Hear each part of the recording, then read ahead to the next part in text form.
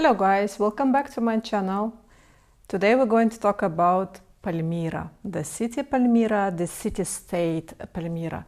Before we started about Palmyra, I would like to share my own history related with Palmyra. So I was born in Soviet Union and I study under the Soviet Union education. And at 5th class, when I was a grade number 5, our teacher distributed for us the books, our first history books. And on the cover of that history book, depicted or pictured Palmyrian arc. I don't know who decided to put their Palmyrian arc, but I can say backstory. Politically, Soviet Union and Syria, they had very, very, very good relationship. So I guess it might be that they really want to highlight this one by putting Palmyrian arc and city Palmyra on the cover of the book, our first history book. It's not just, second, third, or world history. It's a world history, but you're first and introducing this one. It's like a beautiful gesture.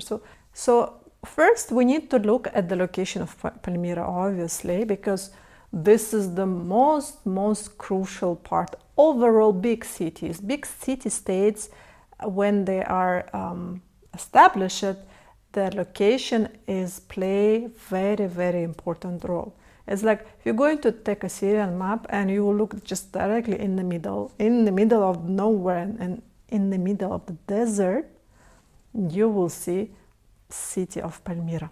It's like from Damascus to the Euphrates River.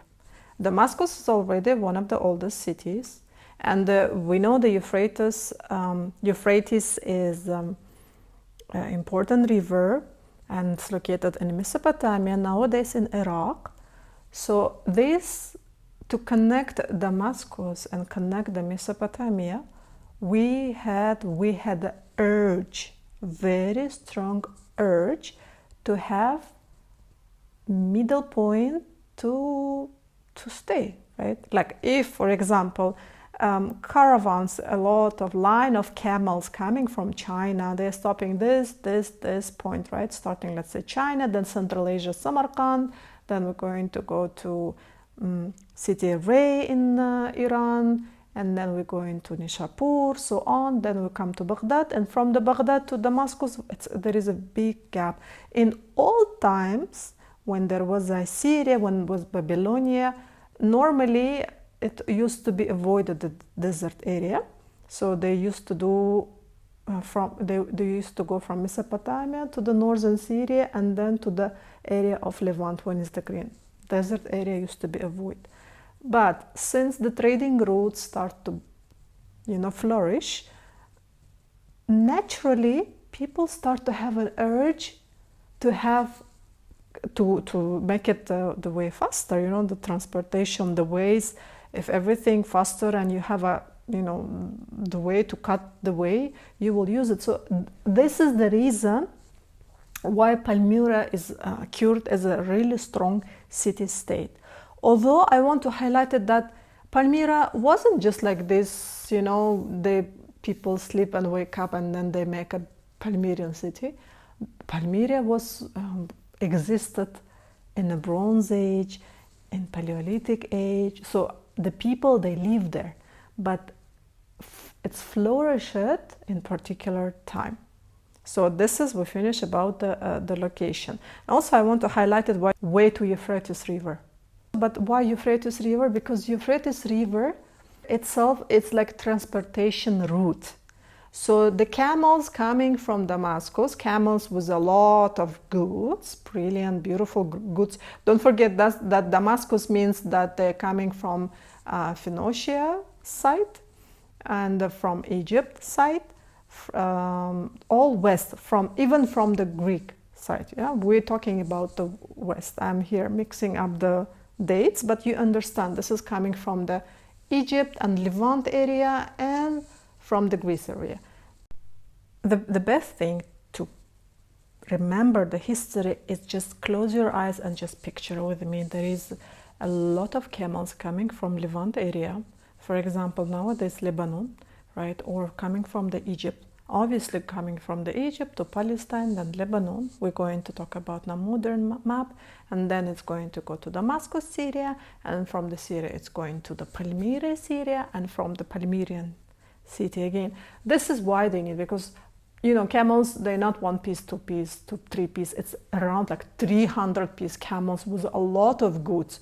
So the camels, they are animals, right? They need to place to take rest, to drink a little bit water. Even who's coming with the camels, the main important people, traders also, they need the place to take a rest, or not to continue, but to trade with the local people, or trade with some foreigners who came to buy something. So it was like trading route, and it was like a bazaar. You can exchange your goods. Like for example, somebody bring Egyptian papyri, right? Egyptian paper to Palmyra. And for example, Persians, they're very interested to buy papyri, and they will come to Palmyra. So there is no urge for them to travel so far to the Egypt, right? They will come, everybody will come to the Palmyra. Or those caravans and those camels with the traders, they will continue after taking a rest in Palmyra city itself. So for example, the trader, one of them, he just sell all his goods there and he came back. But there is another trader, they want to go more further. So what they will do? They will go to Euphrates River, loaded everything to the ships and to the boats. And so they will go down using Euphrates River. It's another transportation route to the Gulf. Name it Arabic Gulf, name it Persian Gulf. The matter is that they will go to the Gulf. Why they will go to the Gulf? There is India, there is Ceylon, there is China. These all countries also, they are in need of Egyptian product, Levantine product, Syrian product, so on. So we're going to do picture this map, picture the trading route, and we're going to make a very strong bullet point that the Palmyra had the urge to be created, to be established because of its location, because it was comfortable for everyone, especially for the traders, to do some kind of business. So it's basically business purpose, you may say. Why Palmyra survive? Like, it's in the middle of desert. Oh my God, it's very hot. Why this city survive? Very simple, because there is a water supply. That's why it's calling a oasis, right? It's a small oasis, then it become bigger, of course. But in the beginning, as I said, it was existed in the Bronze Age, it was existed in Paleolithic and Stone Age. So these water supplies, condensed water supplies, were existed before, and this has helped to develop the city after. So there is a place in the middle of the desert with the water. Why I don't build here a city? And so the water basically collects from surrounding the hills and flows.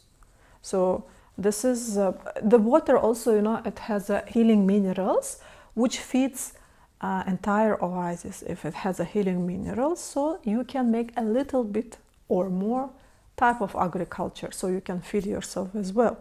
For example, nowadays, if you're going to visit Palmyra, you can see around the city fields of pomegranates, fields of palm trees. Palm trees, it's obvious because Palmyra, the word itself, it means palm tree. We tend to use, in English we're using word Palmyra from palm tree, but it is in Arabic, or its origin Aramaic. It's driven from Aramaic word, which is basically Semitic, Tadmor. In Arabic, it's going to be Tadmor. If you're going to translate it, that means palm tree.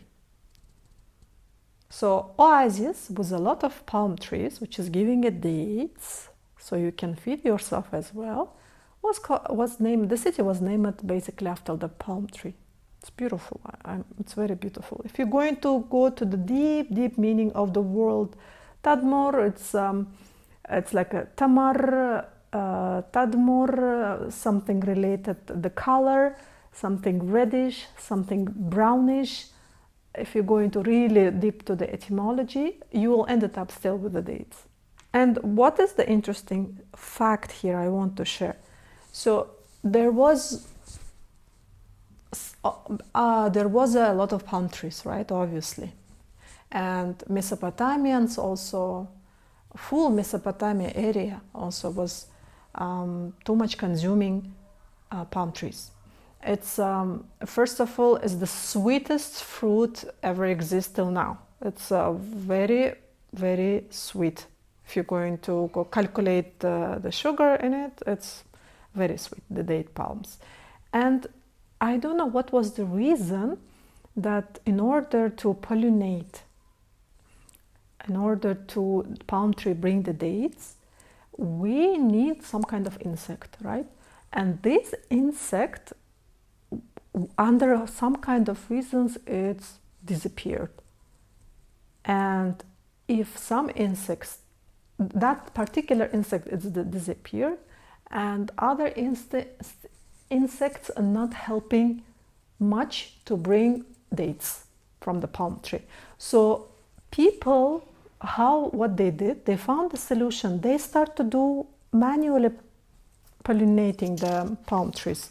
So basically, if we're going to go to the old history, this tradition, guys, this tradition from Mesopotamia, from old dates. Actually, first even dessert is created in Mesopotamia, and one of the main ingredients is the dates.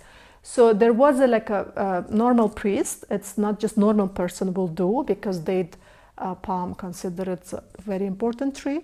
So this priest will have a bucket, and he will have in his hand like some kind of brush, but the ending is the leather, and he manually pollinate all the palm trees in order to bring the dates. The interesting fact that this tradition until now it's survived, and it's practiced now even in Syria. Isn't it beautiful? I found it very fascinating. So as I'm saying that Palmyra was existent before, and we have a proof for that one. Palmyra mentioned an Akkadian cuneiform, so between 3000 and 2000 BC. So imagine, not one time, several times. We have even survived one. They found a cuneiform in the Kamish city. Kamish city also located in Syria, but this city was famous with the wool, wolves. So look like some Palmyrian man went to the Kamish city in order to buy wool, and he left his signature there. So like this item was bought by Palmyrian man, actually, who was having checklist, because we have a lot of checklists telling that this thing is buy for this amount of money, buy it from this person. So in that cuneiform, is that cute? It's very cute that the person from the Kamish telling that this item was bought from Palmyrian men. So this is another proof that these kind of trading routes already existed, because when we say Palmyra, it comes immediately to our mind like, oh, halas, now it's a Roman Empire, it's a Parthian Empire, and then appear it's a Zenobia. It was existed before, even in the Stone Age. But the top and the reach level of its history, Palmyra reached in, of course, in Roman time. I cannot say in Roman time, because Palmyra, it was some kind of politically independent city-state. So in this Kamish city, we have an evidence that a man from the Palmyra or man from Tadmor bought this kind of item. So we are picturing the picture of the Palmyra. Anyway, I'm going to put the picture so it will be easier for your imagination. We're picturing that in Palmyra there was a lot of greens, there was a lot of vegetation, there was all kind of fruits growing, pomegranate. As I said, pomegranate is actually like super pooper, I don't know, till all the Asian people mentioning about the pomegranate. It's like cult. If you go to Central Asia, there is a pomegranate. If you go to Caucasus, there is, especially in Georgia, there is a pomegranate everywhere. Religious stuff, also pomegranate. So I'm going out from the subject. So there is a lot of fruit trees, there is a palm trees, there is a lot of vegetation, and a part of that we have a lot of architectural stuff, right? Especially around the city. So making a circle, there is a palm trees and there is towers. So basically a lot of cemeteries. Palmyrians, they noble people who has a lot of money, they used to build for themselves towers. So you enter inside the tower. This subject we're going to talk about Palmyrian architecture. I'm just now describing you the location Neri house look like. So there is a lot of cemeteries around the city and the towers.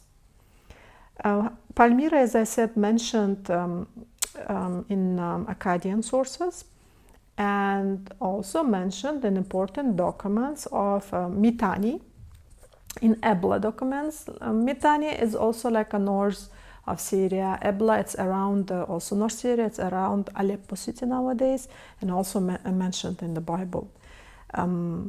Link with Prophet Solomon.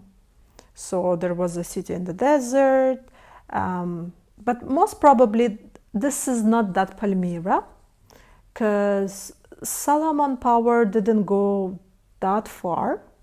It's that time was its Aramean area, and that city can be possibly, not 100% sure, it was referred to another Tadmor, which is located next to the Dead Sea.